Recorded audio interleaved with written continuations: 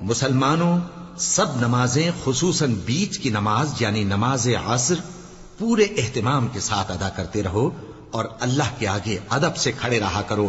پھر اگر تم خوف کی حالت میں ہو تو پیادے یا سوار جس حال میں ہو نماز پڑھ لو. پھر جب امن و اطمینان ہو جائے تو جس طریق سے اللہ نے تم کو سکھایا ہے جو تم پہلے نہیں جانتے تھے اللہ کو یاد کرو.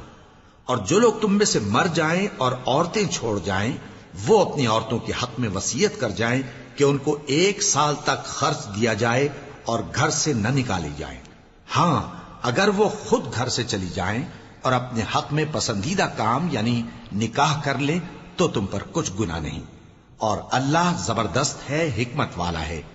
اور مطلقہ عورتوں کو بھی دستور کے مطابق نان و نفقہ دینا چاہیے. پرہیزگاروں پر یہ بھی حق ہے. اسی طرح اللہ اپنے احکام تمہارے لیے بیان فرماتا ہے تاکہ